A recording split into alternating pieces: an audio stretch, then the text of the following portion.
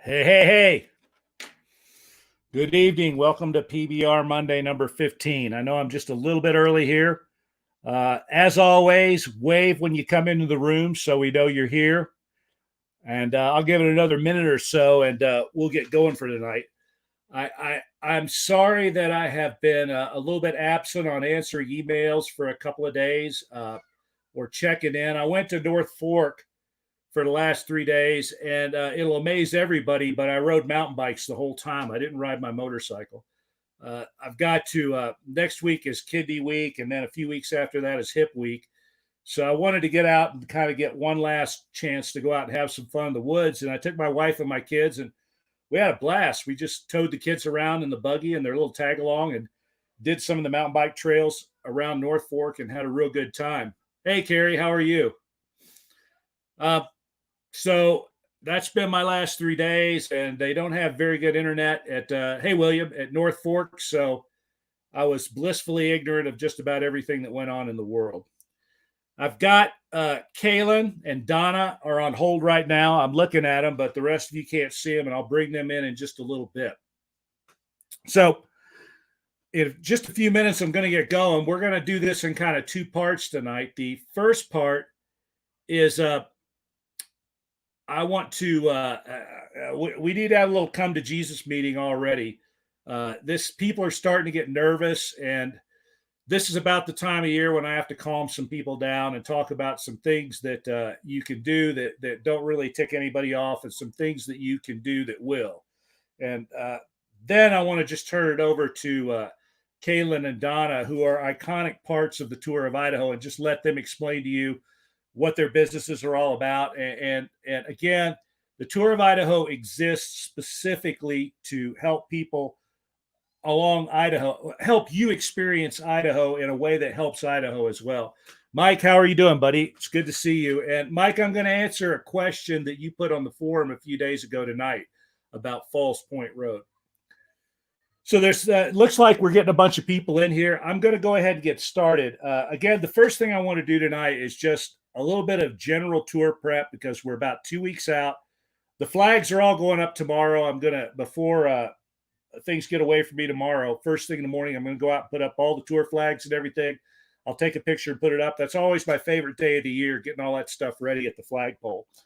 But let's go through a couple of things that have come up as things get close.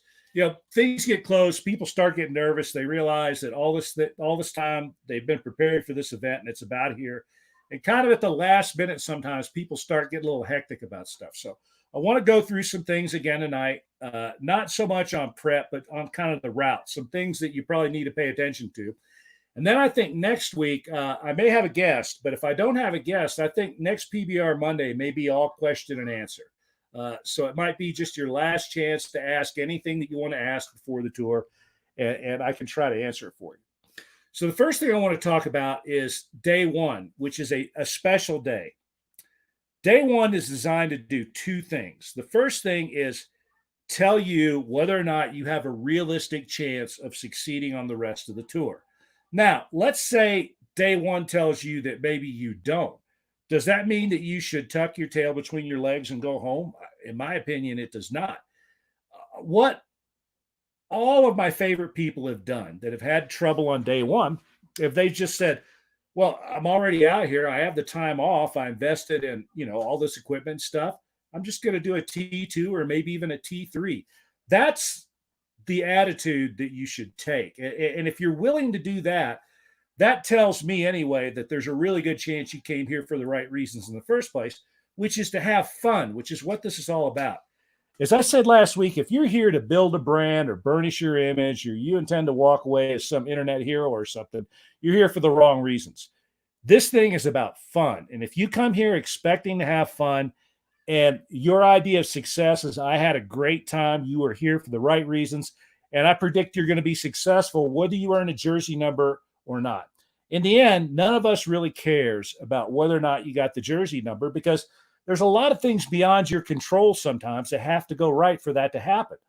So what a lot of people do is they have trouble on day one and they go, you know what? I don't know if I can do this within the T1 rules, but I still think I can ride it. I may skip some sections. I may have some help here and there. So do a T2 or a T3. But if on day one you decide to retire, please make sure that you contact all these folks along the way, Kaylin, Donna, everybody else that you made a reservation with, and let them know you're not coming. I can't read your mind. So when you don't show up at the flagpole, I don't know what you're doing. Sometimes teams PM me and they tell me these are their plans. But sometimes I just see people like their track leads off to the interstate and off they go. They turn off their beacons and I have no idea what they're doing. So please, if you decide on day one that you're going to retire, let everybody know. Let me know. Let the folks along the way know so they're not holding a reservation for you. I talked to Cass today at North Fork, and that's a problem sometimes. There's a lot of confusion. And not only, it's not as much about just the room as it is they're worried about you if you're supposed to be there one night, you don't come rolling in. A lot of these places have poor internet connections, and it's not possible for them to keep up with them the way I can keep up with you. So please don't retire unless you absolutely have to. If you get hurt on day one or you're just having a miserable time, then maybe you should go home. But everybody else, you should keep going. Go ahead and do a T2 or T3. Have a good time. But that's one thing that D1 does. The other thing that day one is supposed to do is to tell me that you understand how to navigate and ride this route. And in order for me to understand that, you have to do day one exactly as it's laid out. So we have provisions. If things go wrong on other days, I'm a lot more lenient about allowing you to make up those points somewhere. But it says right in the challenge point page, day one, we expect you to ride it straight up the way that we have it mapped out. So if you're riding the solo variation, it's a little bit shorter, ride the solo variation, but ride the whole solo variation. You can do the bonus sections if you want, but ride the solo variant. Don't try to go off in any of the 2 or 3 person variations. Do the solo variation. If you're on a 2-person team, do the 2-person route on day one. There's some flexibility in other days, but if you're a soloist, don't decide coming into Pocatello, you're just going to ride that 2 and 3 team variation the last few miles into town. That on day one, that might get you DQ because it turns out that's easier than the way you have to go. So on day one, you need to stick with the plan. Bonus sections for sure. But if you're a soloist and you plan on riding a 2 or 3 team option, you better do it for the whole day. I'd allow that, but you better do it for the whole day. Same as if you're on a 2-person team on day one, you better ride the entire 3-person route that day. So on day one, what's it best to do? Stick with what you're supposed to do. That's the very best plan. You can try those bonus sections if you want. We put a new one on last week. There's a bonus section to go into to get a meal at Little Rock Bar in McCammon. By the way, if that were me, I'd get up a half an hour earlier and take advantage of that. You're probably going to need to eat anyway, and Chip John Buss's place is fabulous. I have not had a chance to get up a map of that yet, but I will do that pretty soon. I've been gone again the last few days, but I'll get up a little map. It's not going to be anything fancy, but it'll be a little map that shows you how to get there. You can actually find it on Google, and you can probably navigate yourself. And as I said, I timed it out the other day, and it's pretty quick. It's 10, 12 minutes from where you get off the trail at Harkness into McCammon, and then about another 10 or 12 minutes back.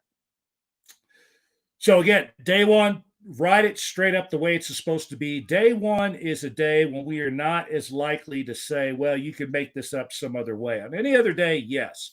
But on day one, navigation errors and stuff are probably going to cost you more dearly than they would in other days because it's sort of a special test section.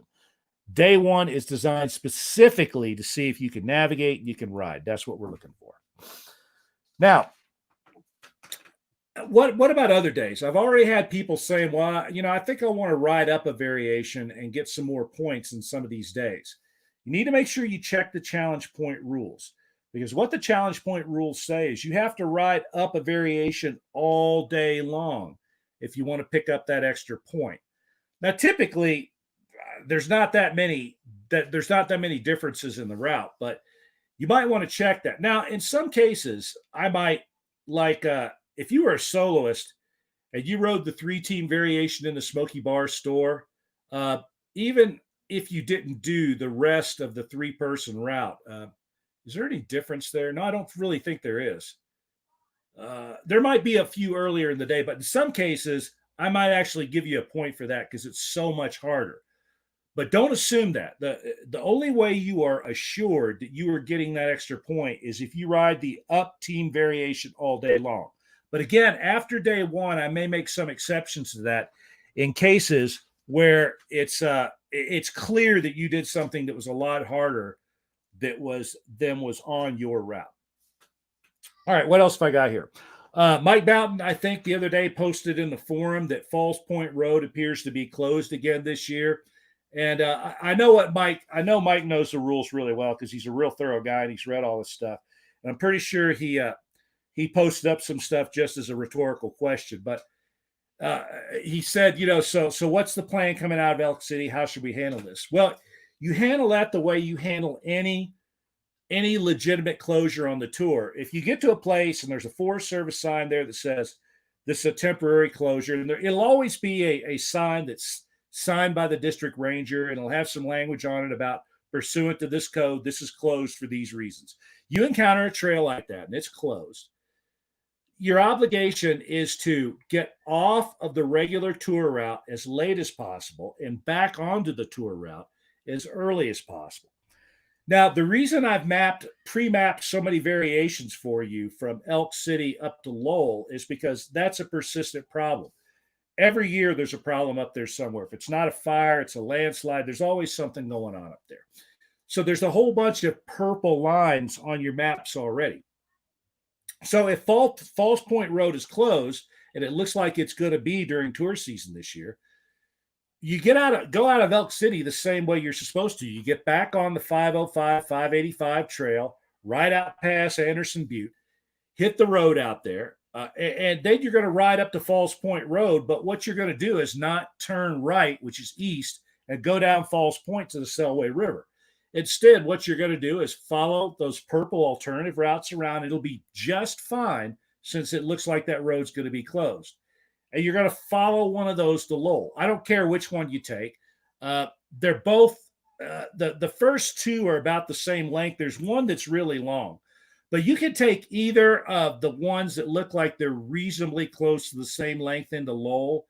The first one, the one that comes down into the river road early, is the better of the two. I like it a lot better. It's a better road, but you can take either of those you want. Now, you better have studied those in advance before you get there. You should have all of these purple routes mapped as alternatives in your GPS. You should have studied those routes too.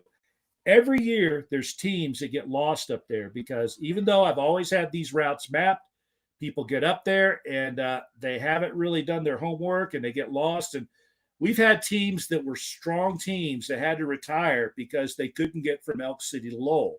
It's a maze of old logging roads up there. And if you don't have your act together, you'll get lost. The most promising looking roads turn out not to be the right roads. They dead end in the middle of nowhere. It's the roads that take you through are not the most promising looking roads, which is what the problem is. And what happens is people get up there and they waste a lot of gas. And finally, by the time they get to Lowell, they've gone through almost all of the spare gas that they carried out of Elk City anyway, and they're kind of knackered. So you don't want to do that. So this Falls Point Road closure is going to be an issue. Make sure you look at those alternatives. And again, there's 3 or 4 of them, but there's 2 that are obvious. The 2 shortest ones are the ones you want to take a look at. And I'm telling you right now, I don't care which of those 2 you take. The first one I think is a little better, but you can take either one that you want. All right. Read the damn map. I and many others busted our asses to get these maps, to check them, to make sure they're pretty good. And they are pretty good. Is it 1,000% perfect? I don't think so. Nothing is. But I have looked at every single waypoint I put down. I've checked, double checked, triple checked. Every time somebody posts something in the forum, I take a look at it. Yeah, I feel pretty good about it. You put the map together with the written description and the waypoint files, I think you're in pretty good shape. Now, it is incumbent upon you to know what that map says, to have read the written description well enough to know what the hell's going on. If you haven't, that's not on me. That's on you. There was a team last year that, pretty strong team, pretty nice people, tried the tour, and they had to retire during day 6 because they got lost. And I'm watching a webcast that they did the other night, and they blamed that on me. They said, yeah, Martin told us to do the day 6 challenge section, and we hadn't planned on doing it, but he said it was great. We should do that. And that's the reason that we couldn't, it was terrible. It wasn't open. We couldn't do it. That's incorrect. That's not what happened at all. I did tell them to do the day 6 challenge section because it's awesome. And the day 6 challenge section was sawed and in great shape because I just ridden it. The problem is they weren't on the day 6 challenge section. They weren't anywhere near it. They got off on one of the purple variations that we had put there. In fact, I think it might have been the 5th or 6th variation in that area. It was one that we didn't know anything about. There were sections of it that hadn't been sawed. Nobody paid any attention to it. That's what happened. That's not my fault. That's pilot error is what happened there. Inability to read the map. You have to do all that stuff, and you need to be doing that now. Sit down, figure out what the color code means, read the written description, commit all that to memory, do all that, and when you get there, your choices will be obvious. There won't be any doubt in your mind about what's going on. But if you're 6 days into the tour, you don't know what the purple lines mean on the map, I don't want to harsh on anybody too much, but that's just not my problem. That's something that you didn't do. You did not prepare adequately enough. So again, read the doggone maps. Now, another thing that comes up is, people have problems on the tour. We understand that. Very seldom do people have a perfect ride. We're going to have a lot more, you're going to be subject to a lot more scrutiny in day 1. We expect you to ride day 1 pretty much straight up. But on other days, if you get lost, if you ride a wrong trail, there's a way to make it up. I guarantee you there's very, very few things short of not being on the level with us. You got a sag wagon somewhere, and I find out about that. There's no way to make that up. That's an instant DQ. You walk in and you give somebody a hard time, which, believe it or not, has happened. There was a guy a few years ago that was basically really giving the people at Pocatello Power Sports the blues, told they were the worst mechanics he'd ever met. They didn't know anything about motorcycles. You start doing that kind of stuff. The guy that's going to come looking for you is me, by the way. No touricals. That'll be Martin Hackworth coming to break off a foot in your ass if you do something stupid like that. Nobody's making any money off this other than the services they provide for you. People are bending over backward to accommodate you. So you be cool when you run into these people. Now, you can abuse me a little bit more just because I'm so used to it. But even I have my standards. If something comes up and I ask you a question, I PM you and say, why did you take this trail? Just answer the question. Nobody wants to see you wash out. Everybody wants to see you succeed. But about half the time when I contact somebody and said, hey, you took a trail that's wrong here, instead of just saying, whoops, I'm sorry, what do I need to do to make this up? I just get this. I mean, it's just this. It sounds like fireworks going off at the other end. I get this huge gaggle of gack, like, wow, wow, wow, you're an asshole, yada, yada, yada. You know what? Then I'm done with you. I'm not going to put up with that. Be cool. Just answer the freaking question. We can figure out a way to get you through anything. Last year, there was a guy whose PLB wasn't working on day 1. And we tell people that's kind of a big no-no. All I said to that guy was, look, you can make it up. You're going to have to ride an extra challenge section somewhere along the way, which for soloists means you'd have to ride 1. And there's a whole bunch that were really easy last year. The guy didn't want to do it. He got really mad because he said, well, I don't think this should be a problem. I did it. Yeah, I know you did it, but the rules say that your beacon has to be on. We have to be able to track you. And if I make an exception for you, then all these other people out there that are running their mouths all over the interwebs about how this guy didn't treat us all fair, they have a case. I try to treat everybody the same way. And it's got nothing to do whether I like you or not. If I can cut you some slack, I will, but communication is the key to that. And just answer the question. Tell me what you did, and we'll figure out a way to make it work. There's very few things, again, that you can do. They're going to absolutely disqualify you from the Tour of Idaho. Nobody wants to do that. And then I guess that's about it. Just don't abuse anyone. Be cool everywhere you go. Everybody here wants you to have fun, and they want you to succeed.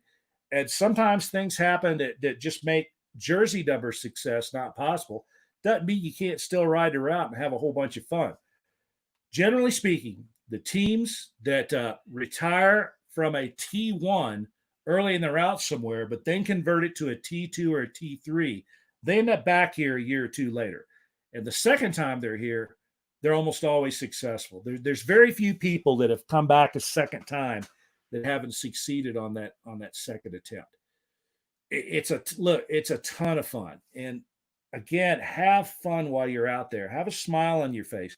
You're going to get the crap kicked out of you for sure, but try to smile when you're going through it and understand that people are cheering for you. They're rooting for your success. And the only way that you can turn that around is if you behave like an asshat. Then all of a sudden, nobody will cheer for your success, and people may actually start felling trees in your path if something like that happens. There have been a few teams that have kind of done that, really wore out their welcome pretty fast. Typically, these are racers that come in here and they're God's gift to motorcycles, and they show up, and it's harder than they thought it would be. So then they start run their mouths about, well, the directions were no good. And, we stopped in this place this guy recommended, and the people were all terrible. They were idiots. You don't want to be that team this year that does that. All right. So that's my come to Jesus talk for tonight. I overwhelmingly, most people that come through here are the salt of the earth. I love them all. We have a great time. You watch some of the videos that we do at the flagpole, and people are almost always smiling. Everybody's having a good time, and that's how we want to keep it. But in 28 years of teaching in a university, again, my syllabus started out one paragraph and it ended up being 10 pages. Because after a while, you learn that there are a certain number of people out there. 10% of the people at anything occupy 90% of your time. That's just the way it is. So I'm telling you right now, if you're in that 10%, I'm in a particularly foul mood this year because I'm dinged up. So don't push me. Now, having said all that, I want to get to our guests tonight. We have two excellent guests tonight. We have Kaylin at Smoky Bar Store, and we have Donna at the Ryan Hotel. Kaylin and Donna, again, are two of the reasons why we do this. They are iconic parts of the tour of Idaho. Donna came in a few years ago because we had always stayed at the Ryan, but it was owned by somebody else for a while. Donna took it over several years ago, and she's going to tell you about that. And I really liked the previous owner, Mike. He was a good dude, but Donna really took it to the next level. And the hospitality that you will get there is second to none, except for what Kaylin will do for you at Smoky Bar Store and what Cass and those guys will do at Village at North Fork. 3 iconic places, 3 small businesses, kind of way out where the buses don't run. And it's important that you meet these people and that you hear their stories. So with that, the first person I want to bring in is Kaylin.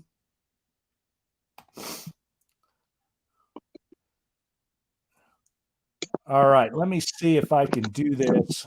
Let's see what I can do here. All right.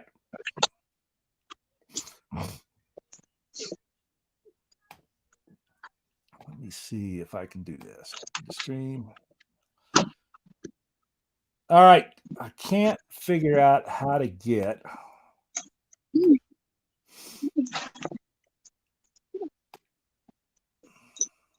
Well, we're just going to have to do it like this. And I'm going to try this.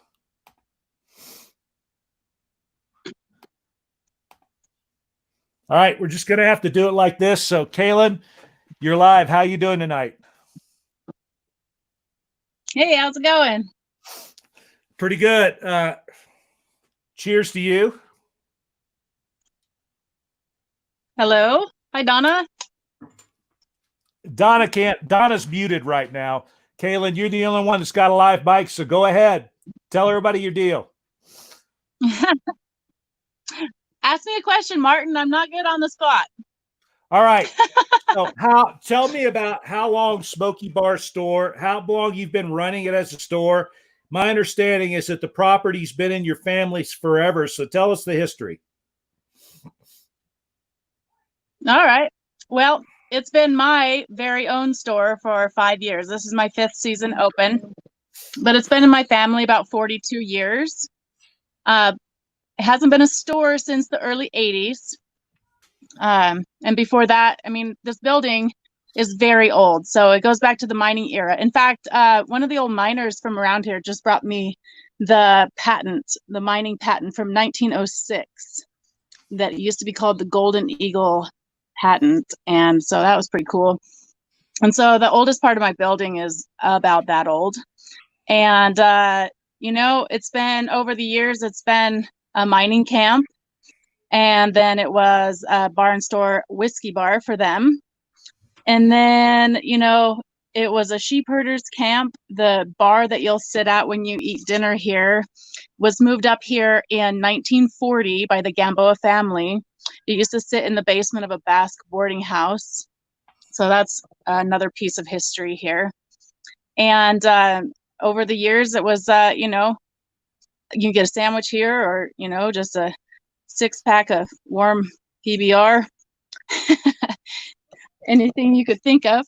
But then it was nothing for a while. And so I grew up here. My family had this place, and all my best memories happened right here on this property.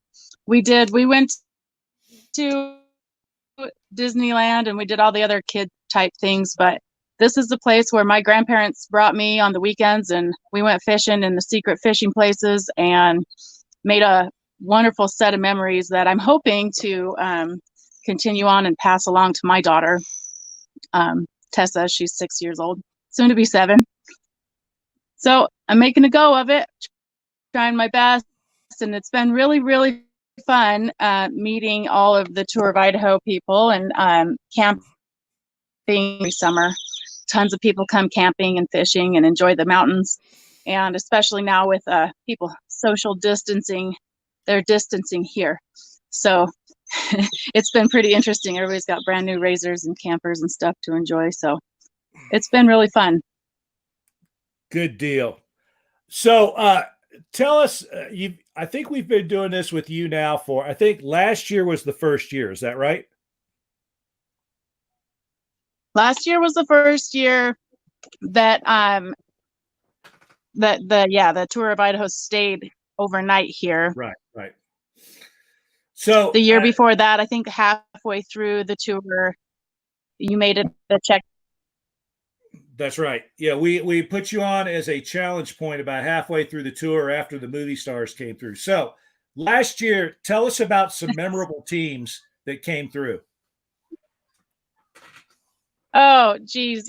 Every single person that stayed here was just awesome. I feel like I related a lot better with the girls, of course, because I just think they're total badasses doing what they're doing and not crying for 1 second of this whole crazy thing they're doing. But, Tracy and Carrie we're friends to this day, and we'll send each other messages all the time. And, but, Carrie and her team showing up here with a face full of bear spray.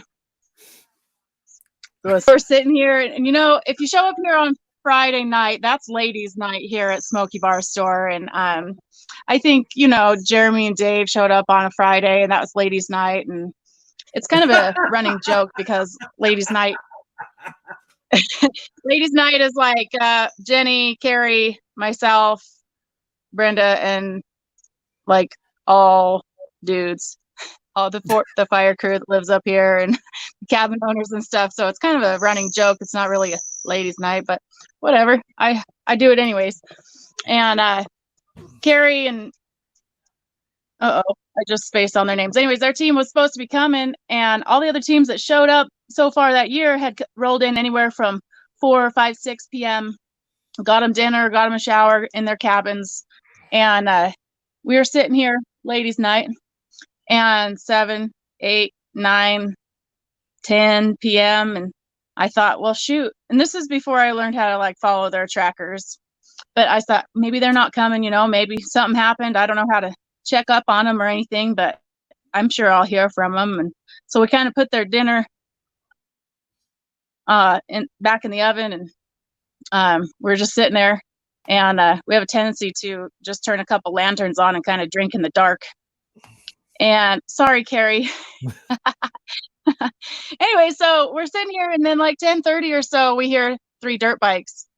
Holy crap! They're here. They come. And so we, went and turned some lights on, and so they knew we were waiting for them. And they got off their bikes and took their helmets off, and they were just swole up, and their faces were red. And They said, "Are you still open?" It's like, heck yeah, I live here. I'm always open. What happened? And they told this bear spray story, and it was horrific. I don't even know how she rode the rest of the way down here from where they said they went off the trail. And oh my gosh, she's my hero. I'm not gonna lie, she's total badass. But we've made friends since then, and she's, I mean, just the nicest people ever on Yeah, this Carrie. tour of Idaho. And it's just been really, really an honor. Over time, you learn to, you respect those who respect you back. And my hat's off to all of you. And I don't know, it's just been a pretty cool deal being part of this deal. And I sure appreciate everything you guys have done for me in my store. You say the Tour Idaho is about the mom and pop businesses and finding little places like this and supporting them. And, I 100% agree. That's kind of my winter deal. I like to go find places and check them out and throw money at them and visit. And the mom and pop places are what this country's about to me. This is just a mom operation, not a mom and pop. But with the help of my friends, I've made it into what it is, and we're ever evolving, and it's been my honor. That's awesome stuff. That's great. Cheers. One more question, and then we're going to go to Donna for a few minutes. Then I may bring you on together for a bit. But so this year has been a particularly challenging year for a lot of people. I went up to North Fork this weekend, and people in places like that are really worried because they're not worried so much about the spread of COVID-19 among themselves because they practice social distancing as a way of life. But they have all these visitors coming in. Like I'm in the store at North Fork, and there's not a single knucklehead in that store that wants to wear a mask. All the people in there wearing masks because they're trying to protect themselves. They're trying to do two things that are kind of tough to do at the same time. The one is they got to open up because you all can't eat the scenery where you live. You've got to be open to make your nut, to pay your bills and stuff like that. So you want people coming, but a lot of visitors that come are, they're knuckleheads, and they're knuckleheads whether there's COVID-19 or not. So I guess the question that I have for you, Kaylin, is what kind of special challenges has this year posed for you so far, if any? I mean, maybe in your neck of the woods, it hasn't been that much of a problem, but has COVID-19 posed any special challenges for you so far? It absolutely has. It's been weird times. We've had one event here with a crowd of people where they had a big UTV ride, and they had about 200 UTVs come here for lunch. And my team and I nailed it. We had every sort of sanitation system set up, and we now outside of Tour of Idaho, just for the fact of people are protect my kid and myself and my friends who are in contact with different places. I've got extra porta potties right now, so they're using our personal restrooms. It definitely has. I mean, I Clorox the doorknobs, and we wear masks when we need to. I'm just doing everything I can, but I'm hoping it'll fix up soon. I think the Tour of Idaho community, you won't have to worry about anybody that is going to have COVID is going to not make it to your store. But just all of you out there listening, Right. will you please tell all of your friends not to behave like knuckleheads when they go visit people like this? I don't care what you think about COVID-19. I don't care what your politics are. When you go to a little place like this, wear the damn mask. Be nice to people. Wash your hands. You are a guest in somebody else's business, and all this stuff about this is America and I have a God-given right not to wear a mask and all this stuff. Well, yeah, you're right in your own place. But when you go to somebody else's place, you need to think about them. And when you wash your hands and you maintain proper social distancing, you wear that mask, what you're telling everybody else is, I care about you. Again, I was at North Fork this weekend, and those people are just really in a bind, and I felt real bad for them. They need the business. they depend on the tourists that come through. A lot of the tourists were behaving like asses. They weren't practicing proper social distancing. I remember at one point my kids and I walked by and they're all wearing masks and stuff, and people started making fun of my kids for wearing a mask. That will get a foot broken off of your ass at some point. So I know that I'm preaching here. Most of you get it and you understand it, but you got to work on your friends. You got to smack people in the back of the head sometimes and tell them, look, when you're going to visit these little people, you can't hold their livelihood blackmail to this weird political idea that you have that I'm infringing upon your rights by asking that you treat everybody else kindly and wear a mask. So I'm off my soapbox here. Kaylin, thanks. I'm going to bring Donna on for a few minutes. You hang out, okay? And we'll get back to you. So now, let me see if I can get Donna up here. All right, Donna, how you doing? So Donna, yes, go sir. ahead. Go ahead. Thank you, Martin, for your time and for inviting me to be part of this show. That's really cool. Every year we look forward to the adventure bikers, and I find myself talking to other people about what they do because it's so amazing. We just have our hats off to you guys. We totally respect it. And especially the women. You ladies are amazing. So it's pretty exciting. Yeah, I brag about you all the time. You're going to see a few more ladies this year. I think, well, one of them was on an international team and she's not going to make it, but I think there's at least one that's coming, and I'll have to go check, maybe two, but we've got some more coming your way this year. And the women, there are two, excuse me, and the women tend to be on pretty strong teams too, so they have a good chance of making it. But I know you're going to see possibly two this year.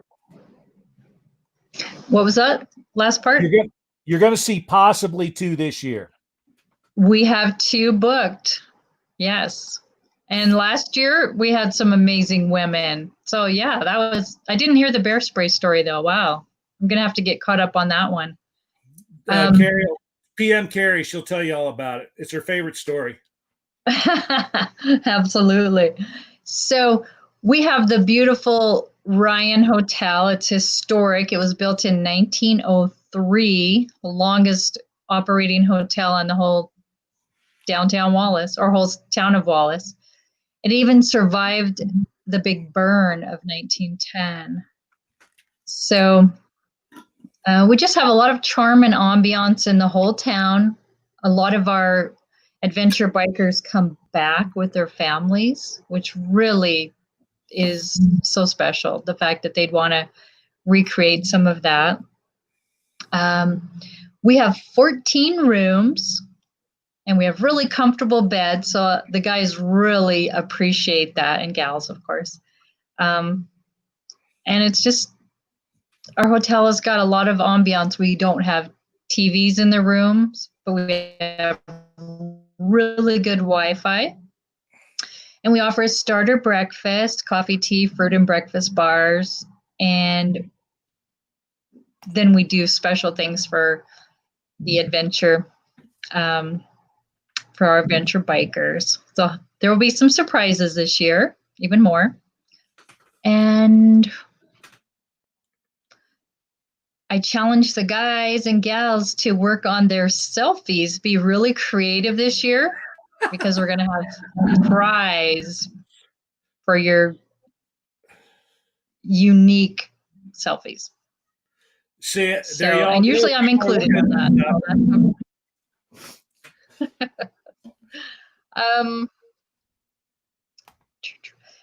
We have the best restaurants here. There's Italian food just on our corner. The Blackboard Cafe moved to right next door. You can walk everywhere and get amazing food at the brew pubs. We have 2 breweries in town. They make their own beer. So the guys enjoy that. I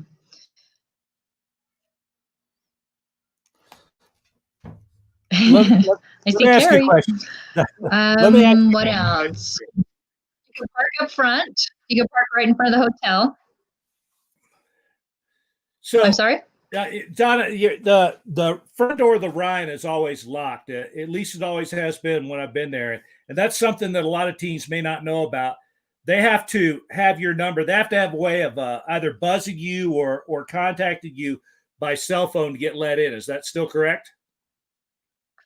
It's just the ring bell. They push the ring bell, and if something happened and it didn't work, then they just call, and the phone number is on the door.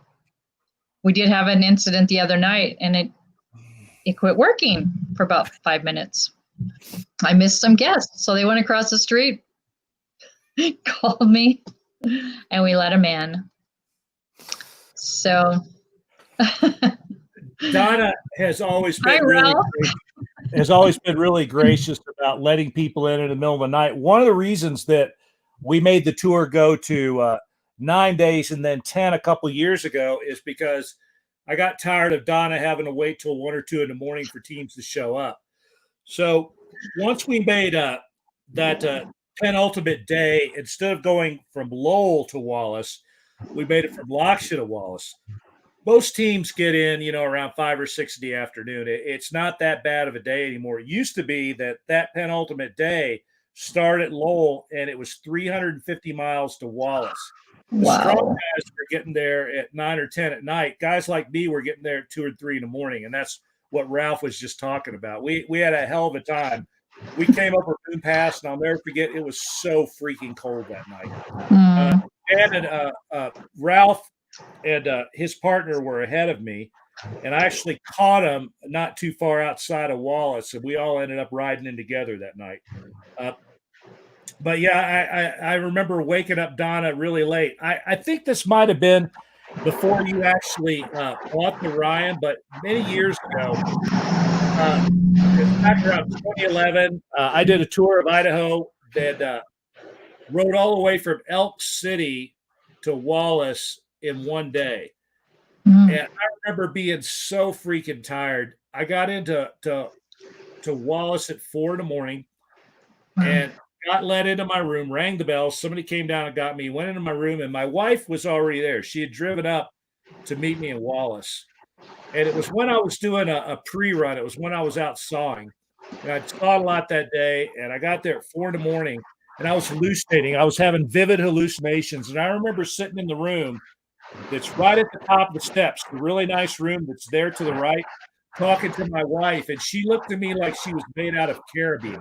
I thought I was watching like an automaton made out of carabiners. I was having just these really vivid hallucinations. I was so tired. So I've had some pretty big times at the Wallace Hotel, and I didn't take any drugs to get that way. What else have you got for us, Donna? What else do you want to tell the world while you're here? I wanted to do a shout out to Jeff, my buddy from last year, and he's doing it again this year. Are you going to get here on it at a good hour, buddy, and be safe? Are you talking about this Jeff? Jeff Jensen. Oh, Jeff Jensen. Okay. Yeah. Jensen's coming along. Now, wait a minute. I got you both on here. So I'm going to bring Kaylin back into the conversation for just a second. So there was a little bit of trash talk about Jensen the other day. So you're both on talking about Jensen. What do you got to say? I know. He's a great guy. I felt kind of bad after that because it sounded like I didn't adore, but I do. He's so awesome. He's the nicest I've met. Love you. Jeff's an awesome dude. Jeff's one of my favorite guys. I picked him very deliberately for my first ever guest on PBR Monday. He is an awesome guy. He's a perfect representative for what we're doing here, and he was polite to everybody along the way too. And that was a hell of a story he told last PBR Monday about hauling his bike 700 feet off a side hill. That, Donna, is why he was a little late. He had just a minor adventure along the way. All right. Well, you guys have been really generous with your time. Thank you very much for joining everybody. So in the few minutes that we have left, we've got about 15 minutes to the top of the hour, but I don't want to belabor your time any more than necessary. Do either of you have anything else you want to tell the tour community while you're here? Work on your challenge. Work on your creative selfies. And I understand there's a prize, right, for the best one? There's a prize. Yep. Donna's prizes are pretty good too. She's well known for like having these really cool little gift baskets made with like the team's name on it when they show up. So don't be a schmuck. Make sure that you get there at a reasonable hour and that you're cool when you get there. You may stink, but you can shower and still be nice. We love our guys. We don't care how dirty you are. We'll clean up. We'll clean up the place. It's all good. Kaylin, what about you? You got anything else that you want to tell the world while you're here? No, I think I need to come stay with Donna and take some notes and learn her ways for sure. Come see me. You know, earlier in the show before we came on, Martin was talking about different ways you could get disqualified, and really, you forgot one, Martin. You could get disqualified if you complain about my cooking. So don't do that. Oh, boy, I sure did forget about that. Not only is that a disqualification, that's a beat down. We track you down and we punish you for that. Oh, yeah. I wouldn't complain if I came. You know, we have almost never had a problem with that because, again, my firm belief in life is that most people in the world are wonderful people. I think there's very few problematic people in the world, but there's a lot of people on the planet, right? There's billions of people. So if only 10% of them are idiots, that's a lot of idiots out there. And in the tour community, we have about the same number. It's about the same percentage. About 10% of the people that come through are in some way, shape, form, manner, or style a problem. So it's not a huge number of people, but it does occasionally happen. And back when it was kind of just me, it was a little hard to ride herd and all that. Now that this tour community has grown, there's people all over the country that will find you and noogie you to death if you give either Donna or Kaylin a bad time. So it'll be more than just me coming after you. It almost never happens, but it does occasionally happen. And I'm telling you what, you don't want to be the team that does that anymore because there'll be a whole bunch of people. If these two don't tune you up themselves, there'll be a whole posse coming after it. All right. Thank you all so much for your time. I really appreciate you joining us. Okay. And I don't know if I'm going to get up to see either of you early this year. If I get up, it'll be super late in the season, but hopefully I get healed up here pretty quick and I can make a couple road trips. We look forward to it. And we can't wait to see all of our adventure bikers. Yeah, sounds good. See you all later. Thank you so much. Bye-bye. Bye-bye. All right. So there you go. I love this. So we got some pretty good comments here. Reggie Stew, I don't know who that is, but that's my new most favorite person. All right. So there you go. We've got a few minutes left, maybe about 10 minutes left that I can answer some questions. Well, I'm looking to see if any good questions come up. Again, I cannot possibly emphasize enough the importance of making sure that you read the material that we put out about the tour of Idaho before you set out. Make sure you understand the difference between a T1, a T2, and a T3. Make sure that you understand what all the codes in the map mean. All that information is out there. All you have to do is avail yourself. But if you show up here and you don't know what the purple variations are, you know, you're a knucklehead. I don't know a better way to put it. You may be a great rider, but maybe reading isn't your best skill aside from riding. But you can fix all that. And right now is the time to be doing that. Just study the information that we have out there, and you're going to be just fine when you get here. And once again, I cannot possibly emphasize enough the importance that you approach this with a smile on your face. Everything I have ever done in my entire life, I had fun doing it. That's the reason that I did it. You know, all the time I was climbing, there were times when I was scared to death. And there were times when I was working way harder than I thought I was going to be working when I went into it. But you know what? I was always having fun. I might have been scared, but the next thing behind that was, oh, man, this could turn out really bad. But, man, isn't this a great place? That's what this tour of Idaho is all about. We're trying to put you in positions on your motorcycle where you're going to look around and go, I can't believe I'm here. It's a ton of fun. Everybody's happy to see you. You know, we've had Kaylin and Donna on, but there's people all along the tour that really think what you're doing is very cool. Well, you show up at Pocatello Power Sports. Those guys all think that you all are great. Those guys know these trails, and they go. None of those guys do the tour of Idaho because they think you're nuts trying to ride 1,800 miles through Idaho on those trails on a loaded bike. What you're doing is very, very, very special. This is a throwback, old school adventure. We preclude all the stuff that would make it easy in the rules. We force you to do your own navigation. We don't give you a track to follow. Navigation's part of it. Self-sufficiency is part of it. Relying on friends that you might meet along the way, acquaintances that you make to help bail you out of jams, that's all part of it. That's what makes this adventure so special. Look, if it were easy, everybody would do it. There would be more than 68 finishers right now. There'd be 1,600 finishers instead of just 68. So the challenge is sure enough there, and that's the reason why there aren't very many finishers. Roughly every year, it's around 10 to 20% of the people that set out finish. There have been some years when there were no finishers. But finish or not, jersey number or not, come here, ride, have a good time, have a smile on your face while you're doing it, and you'll enjoy it. There's several teams that are showing up this year that have been here before, and almost without exception, the teams that are returning this year are teams that showed up in the past, rode a little bit, either had some trouble or figured out that maybe they were in a little over their head. Get back home, recalibrated a little bit, made some adjustments to the rig and to the riding style, and maybe got their head a little bit together. They came back, and usually when people come back the second time through, it's almost always then everybody's wrapped their mind around it. They understand how this is different from the TAT, how this is different from that ride that you went on a few years ago. This isn't like any of it. It's way different. And once you understand and can wrap your mind around those differences, you're absolutely successful. All right. Let's see what we got here.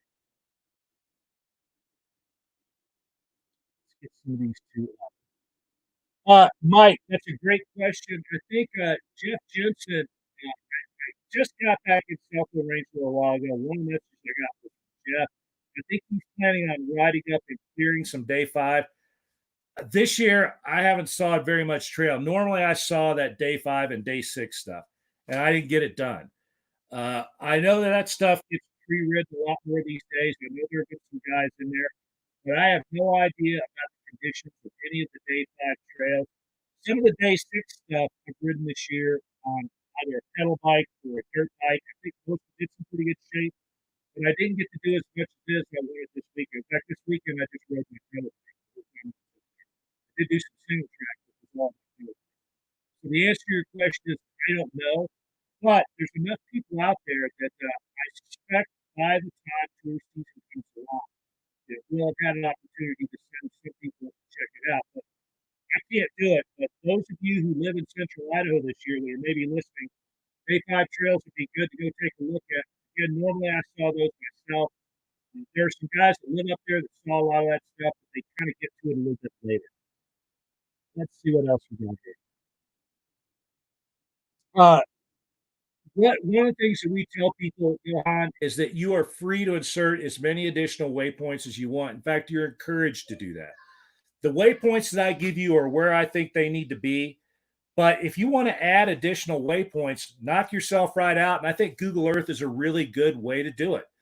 Find the trail in Google Earth and look at the, combination. When I do it, I have Google Earth in one screen and I have the Idaho Trails maps on the other screen. And I kind of have those two in my left and right eye. And that's how I figure out where to put the waypoints sometimes. But you are absolutely encouraged to add as many additional waypoints as you want. Again, you are following a trail of breadcrumbs. You're not following a string. You're following a trail of breadcrumbs. And I spaced them fairly far apart because I want you to undergo that process of navigating from one waypoint to the other. But if you want to give yourself some help in the form of additional waypoints, that's absolutely allowed and, in fact, encouraged. So let's see what else we got here. Here's Jeff sucking up, trying to make sure he's not in trouble. He wants to go be able to see Kaylin again without getting whooped. That looks like Kaylin. All right, I'm not seeing any other questions here. I'm going to wrap it up in a few minutes if we don't see any more questions. So I'll get off a little bit early tonight.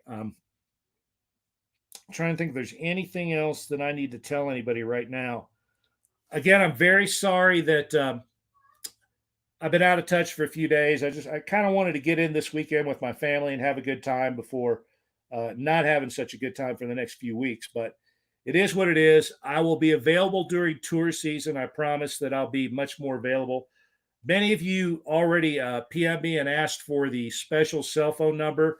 Again, if you have not done that, please do so. Just PM me, follow the directions that I put out in the forum and on the Facebook page, and I'll get you a cell number that has a special ring to it.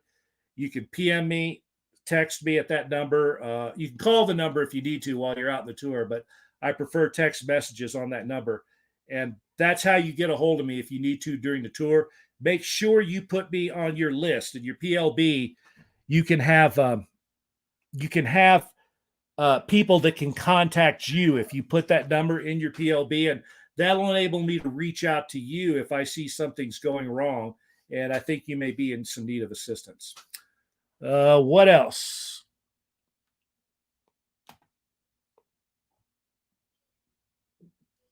Let's see what else we got here.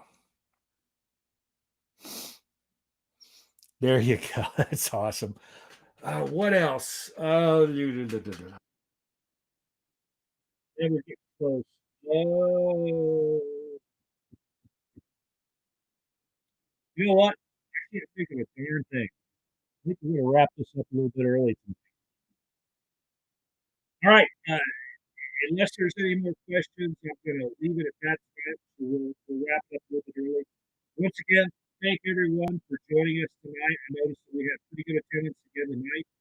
I really appreciate you all spending an hour with me every Monday night. This thing's a lot of fun. Ron Brown was the guy that suggested that I get going on this. And actually, the movie stars, maybe a couple of years ago, said, you maybe should get into video, doing some things like that. I'm kind of old school, and I'm a cranky old guy. I said, screw that stuff. Now that we've got it going, it's really kind of fun. And I like this, and we'll maintain it through tour season. If teams roll through a Monday night, who knows? They may drag you into the studio down here, and some of you may end up being on a PBR Monday. So that's it for this week. Again, next week, since we're basically a week out from the tour, I think all I'm going to do next week is take questions. I may have a guest, and if I have a guest, then we'll have him and I'll take questions. So one thing you could do is, if you can't be on with us next week, when I post the event, and I'm sorry I got the date wrong on the event for this week. I had it yesterday, but I think most of you know that PBR Monday means Monday. So I'll post the notice for the event early this week. And what you can do is, if you can't join us live, you can post your questions on the post for the event, and I'll try to answer them all next week. All right, everybody. Thanks a whole bunch. I apologize for not being able to get out and saw more this year. I really do feel bad about that, but it's just not in the cards right now. But I think we'll be just fine. I think that there's enough people that are involved in this whole thing now that we'll be able to get everything done. But day 5 and day 6, anybody wants to go do a pre-ride with a saw, that'd be pretty good to do. The stuff farther north, there's some guys up there that are pretty good at taking care of all that stuff for us. Thanks again, everybody, for joining me, and I'll see you all next week. Ciao. Thanks our guests, too. Thank you, Kaylin, and thanks, Donna. You all rock.